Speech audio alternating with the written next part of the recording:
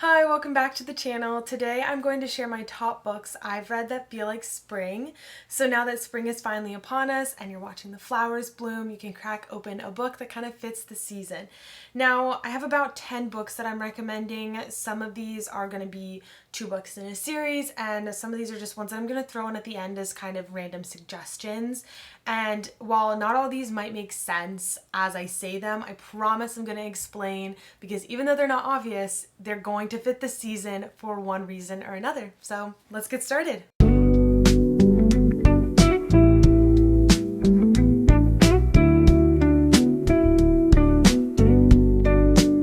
First, I'm going to recommend It Happened One Summer and Hook, Line, and Sinker as kind of a joint series. Now, this series is a pretty obvious choice, so it's kind of a spring and summer read. In the first book in this series, It Happened One Summer, I gave it 4 stars. It's very good. The romance itself is like the good part. This book centers around a girl named Piper Bellinger, I believe is how you pronounce it, and normally I would hate this kind of protagonist. She's very superficial. Her main personality trait is liking fashion at the beginning of the book, and she's also an out-of-control party girl. In this book, she gets sent by her stepfather to run her late father's bar in this fishing town in Washington. She meets a fisherman named Brendan, and while originally the two kind of fight and butt heads, they obviously, end up falling in love. This is definitely a slow-burning romance that heavily plays with the enemies to lovers trope. It's written by Tessa Bailey, and she does a great job of kind of developing her characters as the story goes on. This book doesn't really take away the protagonist's personality, and the author adds a lot of depth to her throughout the story, so she's actually quite tolerable and a little bit likable in the end. I'd recommend this book to anyone who doesn't mind a slow beginning with a rewarding ending, because it's kind of nice at the end. I also highly recommend the second book in this series, which focuses more on her sister. The second book in this series is called Hook, Line, and Sinker. Now, this book I only gave 3 stars. This book follows Piper's sister Hannah, and Hannah needs a place to stay while she's working in the town, and she ends up crashing at a crab fisherman, Fox Thornton's house, and Fox is kind of this clear ladies' man, and he decides to help Hannah with her love life. They end up falling for each other, obviously, in the end, but there's a lot of back and forth between them because Hannah doesn't want to be like another notch in his bedpost because he is this ladies' man. It is a really good book. The buildup is very long, but it had an incredible romance. The banter was good. So I recommend. First book was definitely better, but if you like the spring vibes, this is kind of perfect for you. And if you don't mind a very, very slow burn, then this is what I'd choose for you. I specifically chose these books for this spring list because of the beach and fisherman town centric plot and the constant themes of the ocean and the description of it. Next is going to be Normal People. This was written by one of my favorite authors, Miss Sally Rooney herself. I chose this one because of the connotations of starting fresh in the spring. However, this book is kind of the antithesis of this. I always want to start fresh, but in the end we end up falling back into the same patterns. So I gave this book 5 stars, and I will continue to reread and recommend it until the day I die. Basically, at school, there are these 2 characters, Connell and Marianne, and they pretend not to know each other. He's this popular, well-adjusted star of the soccer team, and she is this lonely, proud, and intensely private girl. One day, Connell goes to pick up his mom, who actually works as a house cleaner at Marianne's house. And finally, when the 2 of them actually have a conversation, you can feel the connection, and they can feel it too. So a year later, they're both studying at Trinity College in Dublin, and the roles have become flipped in this new phase of their lives. Marianne is kind of seen as this popular girl with her feet in the social world, and Connell is on the sidelines. He's a little bit shy and uncertain. And throughout their college years, they kind of circle one another. They go towards other people, but they always are drawn back to each other.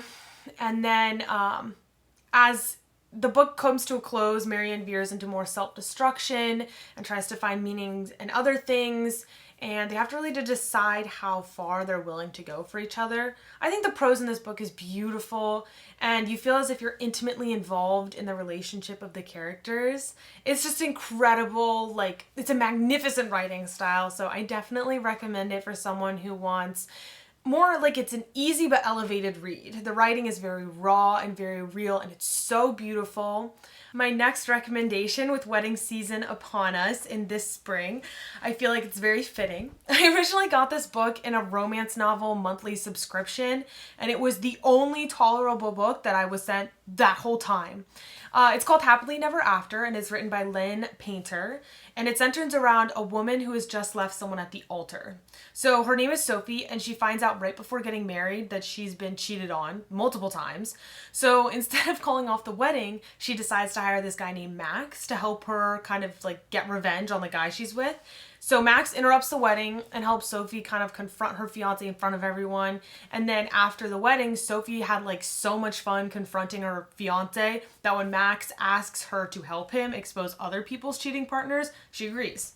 So I gave this book 4 stars because I actually really enjoyed the banter of it, and I couldn't put it down, which was so shocking because of how bad the other books were that I was sent, but it was funny, it was charming. It's just everything you want in a cute, easy read. So I like it. So for those of you who, like me, are still in college or in some form of school, this book touches on the more academic aspects of spring. So this is going to be The Love Hypothesis by Hazelwood, and it blends academia and romance through a very carefully crafted fake relationship dating trope. And I give this one 4 stars. It's this lovable, nerdy book, and it follows third-year PDH candidate Olive Smith, who she doesn't believe in romantic relationships. And then there's Adam Carlson, who's a young professor, and he's like well known for being a dick. Olive and Adam kind of start their relationship so that Olive can convince her best friend that she's dating someone. However, there's this big science conference and it goes wrong, and then Adam reveals that not only is he smart, but he also has a 6-pack. So things turn romantic. It's a good, feel-good, like, book for spring. It's perfect. It's a slow burn. And it has a lot of those beloved classic romance novel moments, and so it's a very sweet love story. So, hi Salem. I think there's a lot of good spice in it as well, and Hazelwood also writes other romance novels about women in STEM, and the other one I'm going to mention is Love Theoretically.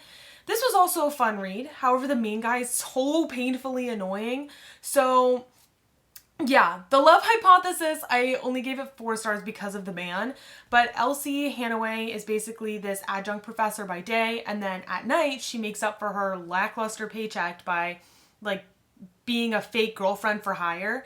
And the older brother of her favorite client, Jack Smith, which is such a basic ass fucking name, is this like cold-hearted experimental physicist.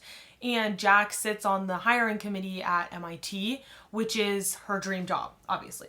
So Jack is basically the only person that in the end she feels like she can be herself around, even though he's a complete dick.